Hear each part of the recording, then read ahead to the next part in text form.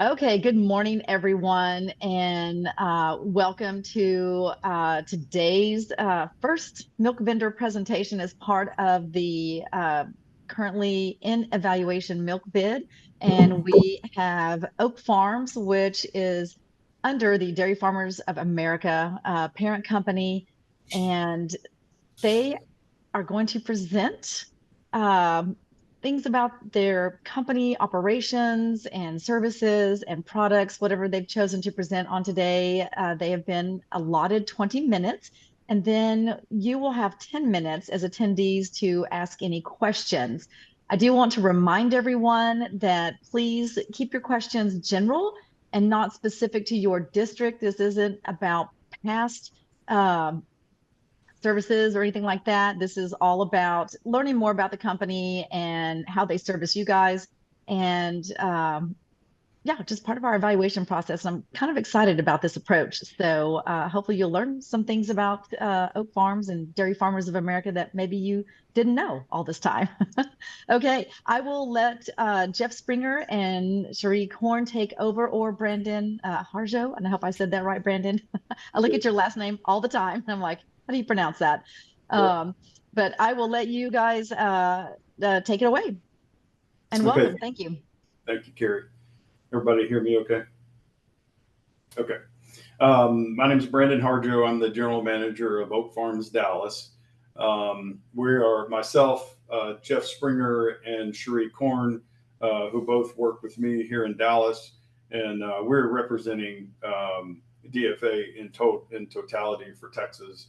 And as we're the driver of the majority of the business for Region 10, so we took on the responsibility, and we're glad to be here and appreciate the opportunity once again.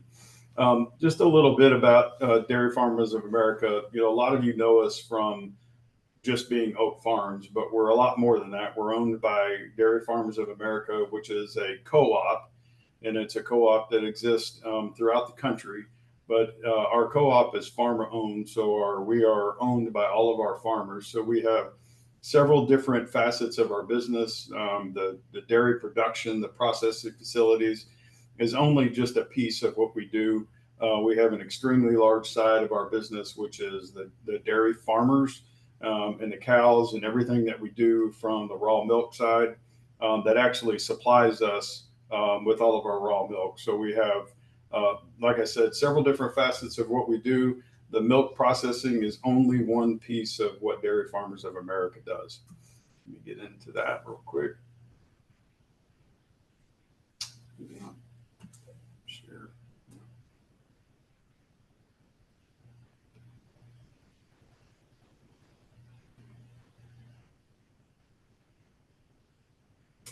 Did it change? Carrie, did you see my screen change? Uh, No, the screen did not change.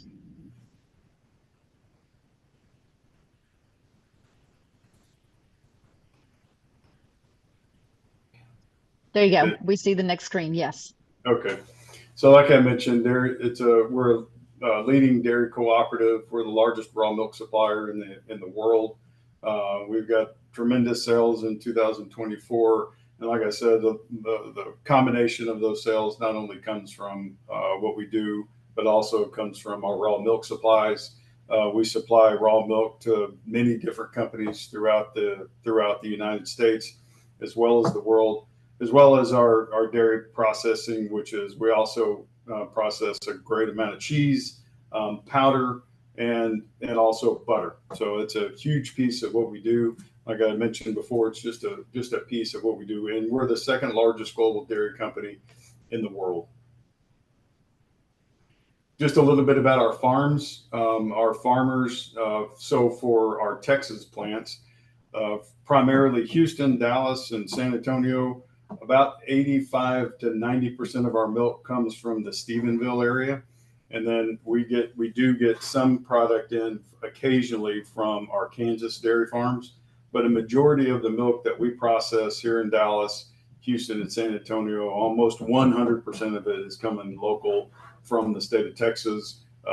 Between, I would say, the Windthorst area and then going down south, west of Fort Worth, and going down south of Glen Rose and those areas in the Stephenville area. We've got a number of DFA dairy farms that are supplying all of our product, all of our raw milk.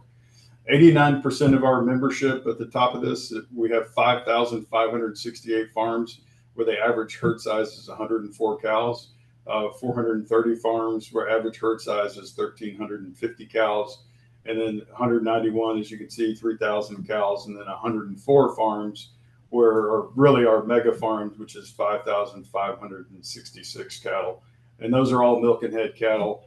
I would tell you one of the biggest ones that I've seen that I've gone to personally is in Evant, Texas, and it's they have 1,200 milk and cattle. So it's and that's right in the Stephenville area. So a majority of our farms are going to be between that, that 400, 600, 1,200 milk and cattle, and then 104 cattle. So it's a huge piece of what we do, and pretty much everything we do today is in conjunction and for our dairy farmers, and making sure that we have sustainability, not only here on site at the processing facilities, but we have sustainability and a long-term approach to raw milk and farming for our dairy farmers that exist out in the field. And then I wanted to get into our Texas business, and I wanted to show you exactly what we do. So this will give you a general overview of our processing facilities here in Texas. Here in front of you, this is our Dallas facility. This is Oak Farms Dallas, which is located about 3 miles to the east of downtown Dallas. We're spread across 27 acres. That's where we're sitting today. We've got 27 acres in the middle of Dallas, and we're right across the street from Fair Park. So those of you that go to the State Fair, we're right down the street. We service all of North Texas, all the way down into the Waco area. We send trucks and trailers into Oklahoma every single day. And then, of course, we service, all points in between East Texas, going all the way over almost towards Abilene. This is our Houston facility. Houston facility is located in downtown Houston, just a few miles to the east of downtown Houston, just north of the University of Houston. Another big plant, our 2 plants in Houston as well as Dallas, would be considered a mega plant, which means that we have tremendous capacity and capability, number of processing machinery, and the ability to grow. So these 2 are set up for not only our current business, but we're set up for our future growth as well. So not only do we have the ability to have the current infrastructure to satisfy growth, but we also have the space within each plant to be able to handle more growth, added equipment, added machinery, so on and so forth. This is Oak Farm San Antonio. This is located just north of downtown San Antonio. San Antonio serves the greater San Antonio area, the Hill Country, that also serves the Austin area, going all the way over to the Texas Gulf Coast over by Victoria, and then all the way down to the Rio Grande Valley. And we service down in the Rio Grande Valley our Hygeia brand. We actually produce the Hygeia brand out of the San Antonio facility. And this facility covers one of the biggest footprints and the biggest population areas for the state of Texas. It produces a tremendous amount of milk out of here, and covers one of the biggest pieces of territory that we have, just due to the vastness of the Rio Grande Valley, and really almost they bump up against our West Texas service area, which is serviced by the next plant, which is Gandy's out of Lubbock, Texas. Len, I've got another map that'll kind of show you our distribution areas and kind of how we cover the state. The Gandy's is located in Lubbock, just to the east of the Texas Tech University. Great partnership really throughout West Texas, and we've got wide-scale distribution throughout the Panhandle, West Texas, and then also we service eastern New Mexico out of this facility as well. This map really shows where our plants are. And then what we've done is that we've located with the various either Gandy's logos or Hygeia or Oak Farms logos. These are where our production facilities are, or these are where our branches are. Not only do we have 5 plants in the state of Texas, but we also have a wide branch network that's located really throughout the entire state that helps us cover the state and the state's population, not only with school milk, but also with all other type customers, be it grocery, convenience, food service, what have you. We have a vast network of not only refrigerated trucks, but we also have a vast network of refrigeration branches that exist in each one of these markets. The two ones that I would call out is Austin, Texas, and McAllen, Texas. Those two have 2 huge coolers on site to really satisfy the demand of the population that exists in those areas. And then San Antonio is feeding our Austin facility every single day. So the San Antonio plant is the only plant in South Texas. It's the only milk plant in South Texas. So it's tremendously busy, but we have to have the proper cooler infrastructure in order to maintain our cold chain. And so that's what we've done with our Hygeia McAllen facility, and as well as our Austin facility. As you can see, we've got oak farms, really dotted all over Texas, and those are more of our branches that are located, just in Dallas in this area. We have one in McKinney, Fort Worth, Weatherford, basically Wichita Falls, Tyler, and then on down into Waco, Austin, Lufkin, Beaumont, College Station, Victoria, Corpus Christi, Laredo, McAllen, and then we also work with a distribution network out in the Eagle Pass area. And as you can see, Gandy's comes all the way down into the Ozona, picks up West Texas out of San Angelo, Abilene, Odessa, Midland, and then of course the Panhandle, and then Lubbock itself. We have a 5th plant, which is Price's Dairy. Price's is located in El Paso. Price's produces a lot of milk for the remainder of Texas, where if we ever run into a problem, we have a contingency plant, which we utilize as Price's. Price's serves the greater El Paso area coming out towards Gandy's in West Texas. They also service parts of New Mexico. And then we actually send quite a bit of milk into Mexico, into the interior of Mexico from Price's. But Price's is utilized as a plant to help all the other Texas plants if we ever have any type of issues with any type of production. They can help us pick up the slack and maintain our service levels.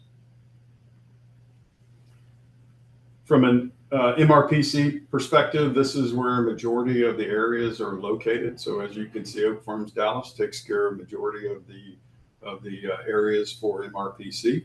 Houston has 2 big areas, and they're extremely meaningful to us and to MRPC. And then San Antonio has area 5, and then Gandy's has area 9 and 14. So and yeah, Brandon, yep. I'm going to interrupt real quick here. For those of you attending, these are referencing the new bid that is out, just recently closed, is in evaluation right now. So those are the pricing areas that he's referring to, if you weren't understanding what these numbers were. Thanks, Gary. And now I'm going to get into our customer service. One thing that we try to pride ourselves on, number 1 is quality. Number 2 is our people in our service.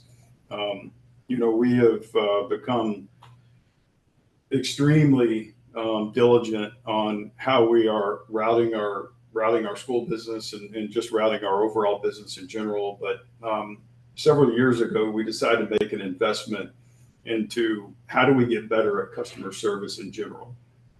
We used to have dedicated customer service folks that existed in each one of our locations. It wasn't as efficient and probably wasn't quite as effective as in what we have today. So the company pivoted, and we decided to centralize our customer service. And so what we have today is a very different network of customer service agents and leadership that we have that's based right here in Texas. But we have a centralized group that takes care of all of our customer service calls, all of our inbounds calls, and really everything that has to do with our orders, customer management. We still have very local relationships as well, but this helps us have a different level of service and really maintains and improves our customer experience with this group of people. So I'm going to turn it over to Cherie Korn, and she's going to talk a little bit about our customer service and the leadership that is involved. All right, so this is our customer service leadership. As you see, we have an extensive group, and each one of these managers and supervisors are just throughout the Texas area. So this is not across the United States. This right here is just focused on Texas. Brandon, if you go to the next slide. On our customer service, they cover everything from web ordering to call-in orders to email orders. They really are hands-on, and they help us keep up with any missed orders. They will reach out to you to let you know, hey, you've missed an order. So they not only take your calls and your orders, but they also partner with each of the schools to let them know if an order is missed. Next slide. All right. So as you will see, we take an abundance of calls. So they do over 500,000 orders entered per year, and that's through email, web, call-ins. There's over 300,000 inbound calls, and that's not only with schools, but that's throughout our customer service space. But they handle all of those calls directly. The average hold time is less than 10 seconds. Once again, you have your email, your fax, your web order. They work through all of that. They are really the brains behind how the ordering system works. So anytime we have an order, an EDI, or something happening on the website, we can reach out to them, and they have qualified employees who that's all they focus on.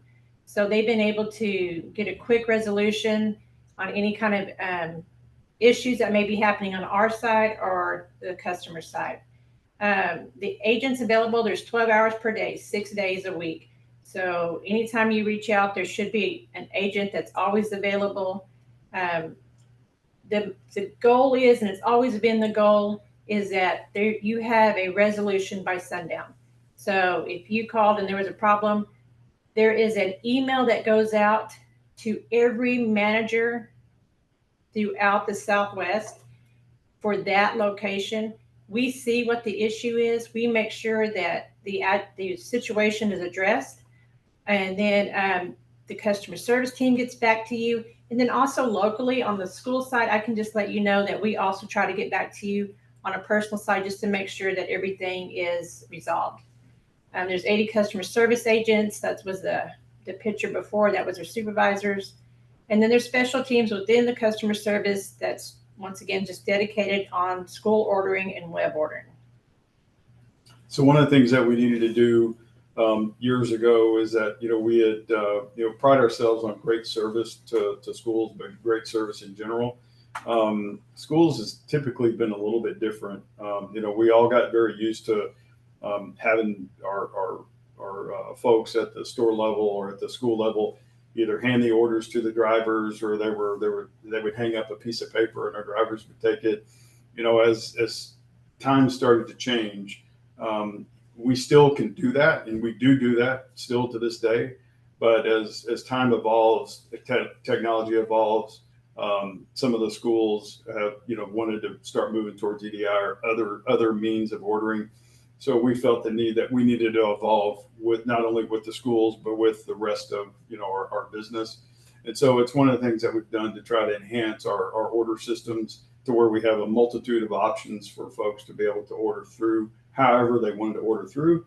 But also it helps us have capability, much better capabilities with the technology that we've invested in over the last several years. And it's just more, it's just another piece of what we do to enhance our overall customer service.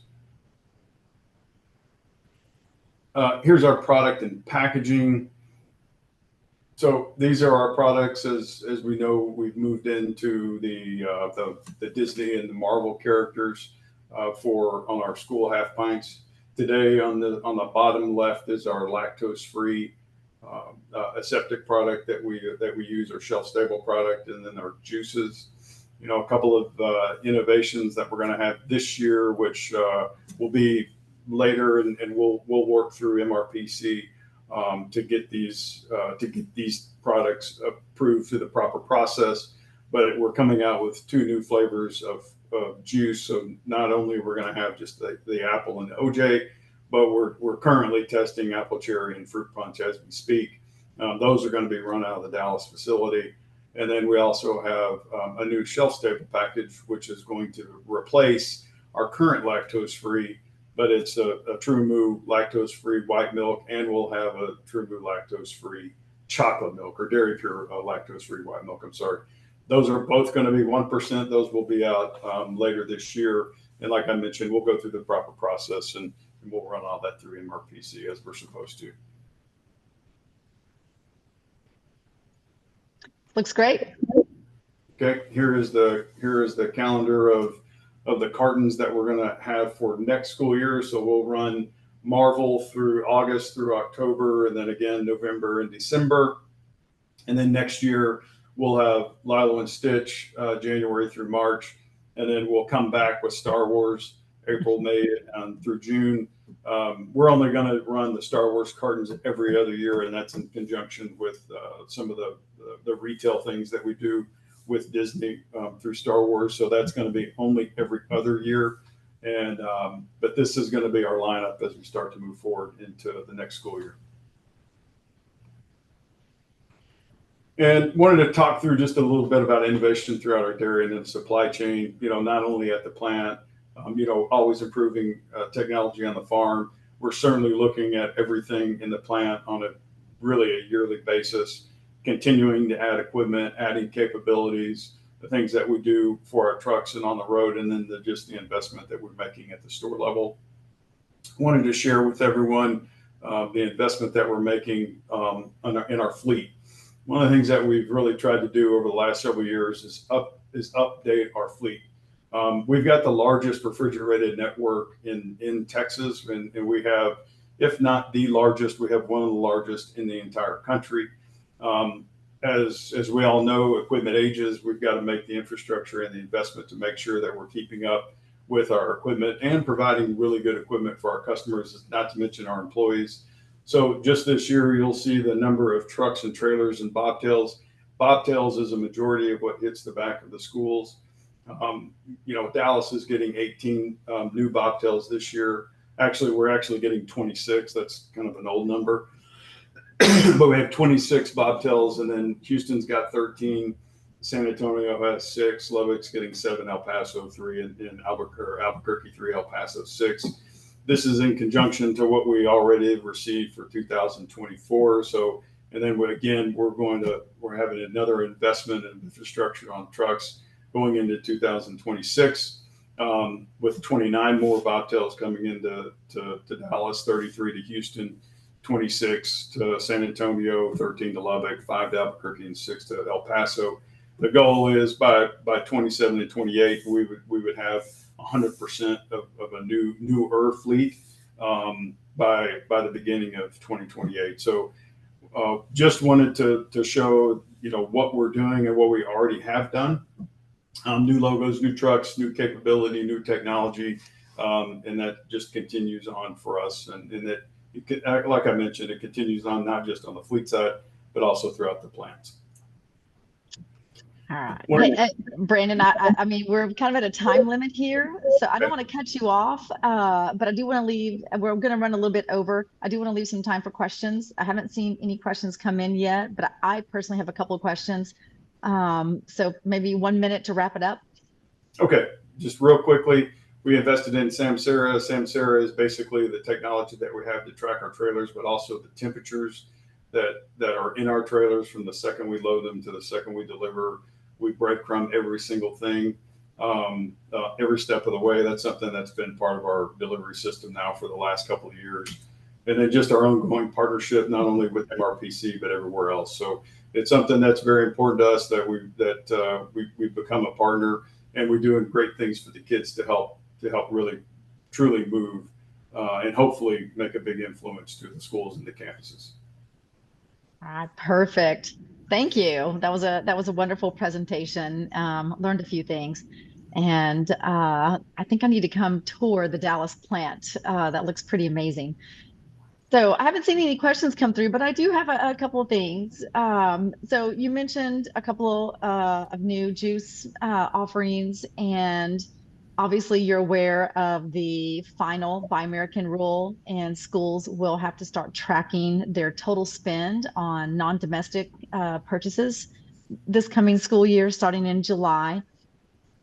Is the new juice meeting the Buy American? And then my follow-up to all of that is Oak Farms prepared to provide reports to the schools on what they purchase, uh, especially in the way of what's not meeting the Buy American? So if they're purchasing a non-domestic juice through you, are you ready for those requests? Because get ready, they're coming. Yeah, I'll answer the second one first. So yes, we are prepared to answer the questions and be able to provide data. So certainly we'll be able to do that. We're in a tough situation. I would say anybody that's producing juice Mhm. is in a very difficult situation. Specifically on orange juice, for example. Yeah. There's simply not enough. There's not enough crop yield in the United States to satisfy the demand. So there's going to be foreign juice that's pretty much going to be throughout the country. That'll be a premium for anything that's going to be 100% American. I think that's where the complexity really comes in. As we're going through our juice testing today, to kind of answer the first question, I couldn't sit here and tell you today because we just started tasting the juice and seeing what's 100% juice, what's not, and then how it flows into our manufacturing process and where the actual base is originating from. So we've got all those different parameters, and then of course we've got to put our costs in associated with that. We actually just did this taste testing on Tuesday, so a little early to say at this point, but it could go either way. But at the end of the day, we've just got to try to make sure we're doing what's best for the production facility and as well as for our schools. Right. And I do see one question, since we're talking about juice. Is there a larger carton or container other than the 4 ounces or a 4.23? We do have a 6-ounce juice. We don't run a lot of it, but we do have the ability to run 6-ounce if there Okay. is interest, or if we have the availability for somebody that needs that. Okay, great. And then also, obviously, on everyone's mind, tariffs. And do you foresee that affecting cost? I don't see it affecting a lot of our material, what we call MIP, which is material ingredients and packaging. Most of the ingredients are going to be coming here locally and sourced from the United States. And like I mentioned earlier, a lot of it's coming straight from Texas. I think where we get into potential issues is that our company has done a lot of due diligence on anything that is coming from outside the U.S. and locking in pricing and hedging against where we are today, so that we maintain a stable level of pricing on our ingredient solutions. So we have a stable environment on how we should price. Okay, yeah. Now I do have, because it's a focus for me right now, and kind of is a trending topic within the industry about how we can all become better business partners to each other, from distributor to school district, manufacturers to distributors to manufacturers to school districts.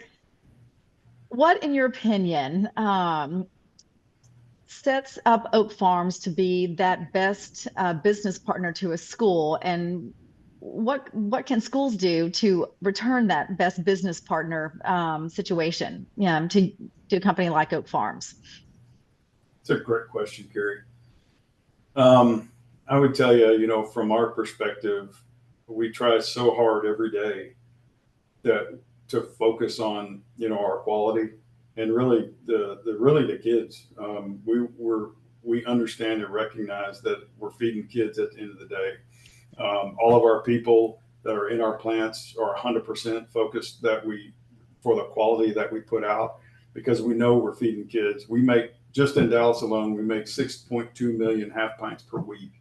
And we have focus every single half pint that we know exactly where those are going. They're all going to sit in a school somewhere, and we take extra care of that. And I think that's something that we go to market with every day. We don't ever forget where that milk is going. From a partnership perspective, I think what we've done is we try to provide cost effective means on how we get to the schools, and then really how we serve some of the ones that are really far out. It's become increasingly complex over the years, to be able to service that. So it's to be able to continue to give the same level of service that we would have somebody right in the inner city of Dallas. And then, I mean, truthfully, to going out to Windthorst, Texas, or going to Stephenville, or going somewhere, Right. far away, given the same level of service. That's something that we're striving to. And from a partnership from the school coming back to us, truthfully, I think the only thing we need is we just need schools to order on time. That's really it. We need them to order when they can, so we are able to get and make the milk as quickly as possible. Because from the time the milk is put into the tankers at the farms to the time that it's in a half pint, it's about 48 hours. And so we have a very quick turnaround on that product. Yeah. From just the rules and regulations, we only keep raw milk in our silos for 24 hours.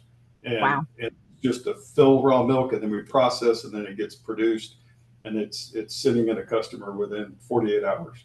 So it's a very quick turnaround. So as much help as we can get from the schools on the front end on the orders makes it Right. much more efficient for us on the production side. And speaking of orders, and I do have one more question in the chat, but I'm going to follow up on this conversation. Opening orders. How important is that to Oak Farms, and what should be included in an opening order? What kind of data do you need, or details do you need from the district to help them ensure they're going to get what they need when they need it during the school year? We would like to have, and what our goal is to have opening orders before the school ends this year. So Of course. we want all those orders prior to the end of school, so we're not chasing anybody. I think just the ability to have not too much but enough. But we actually work with all of our customers, and we understand and recognize if somebody's new and they're ordering maybe too much product. We really heavily scrutinize those to make sure that those historically end up being a rotation issue at the beginning of school. So it's just getting those orders well ahead of time, working with each one of the districts and the schools to make sure that those orders are correct. And then we have a seamless transition as schools open, and a delivery mechanism that we put in place all summer long. Okay. Yeah. All right. So on to this next question from an attendee. It was really a question about the images on the characters on the packaging. Looking for assurance that the characters will be switched out and that they're not getting the same character over and over. How are you planning to maybe make sure that there's that variety in characters? I mean, kids, they don't want the same character every time. So in full transparency, we have had some issues with our carton supplier over the last couple of years. Yes. I think everyone knows on this call that we had a big problem a couple of years ago with just getting the cartons. And then as time has gone on, and we've made this investment into Marvel and Disney, I would tell you the same carton supplier has had trouble keeping up with the volume, and then as well as just the character changes. So Gotcha. Some of the time what happens is if we see the same ones, it has less to do with what our issues are. It has more to do with the ability for them to keep up with the changes. And so we've done some things to make sure that we're getting through the cartons quickly. But I will say here in the Dallas market this year, I elected to finish school this year in just our generic cartons, our Dairy Pure and True Blue cartons, because there was too many issues with just making sure that we could get what they need from a character standpoint. Right. We're going to give them the ability to regroup this summer, and then we'll start back out with Marvel as we move forward, and then hopefully we'll be in a much better place and we'll have a consistency amongst the changes in characters. Gotcha. Thank you for sharing that. Okay. Sure. One more question. Will delivery drivers ensure that milk is rotated correctly when they deliver?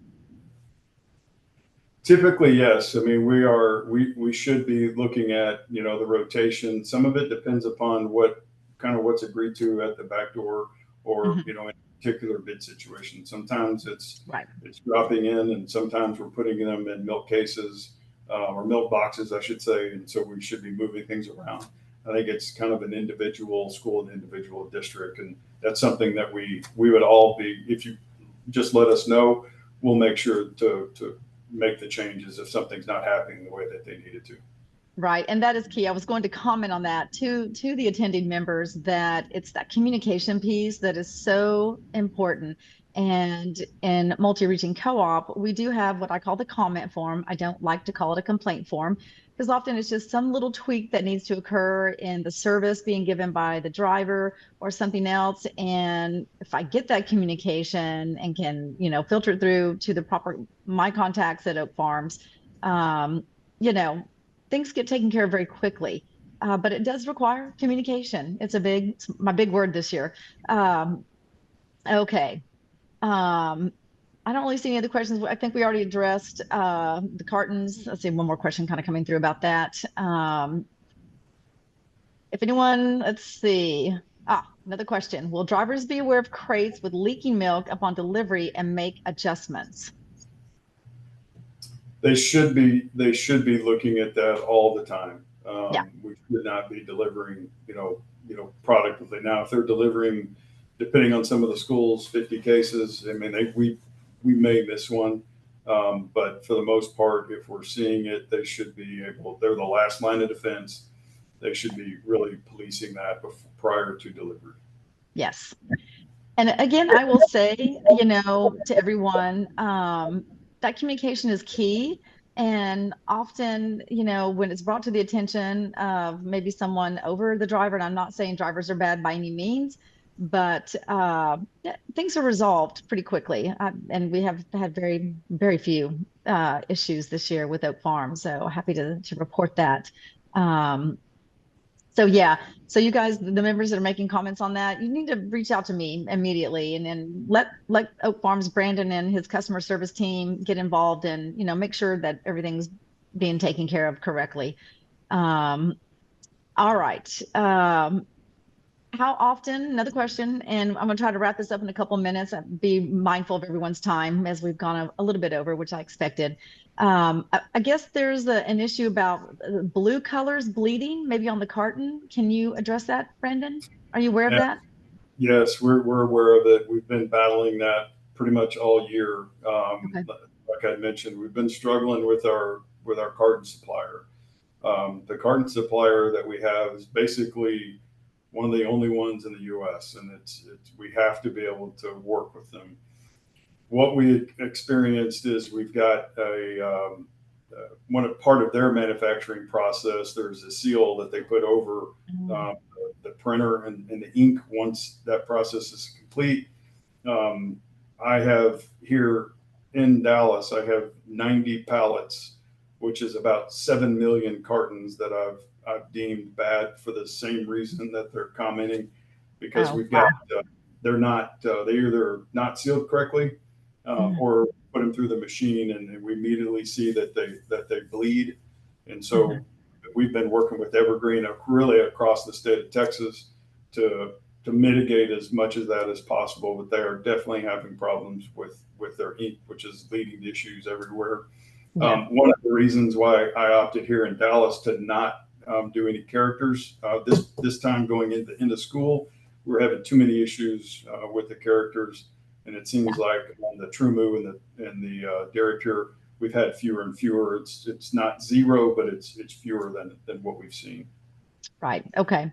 And then another person had asked, how often are the milk crates washed?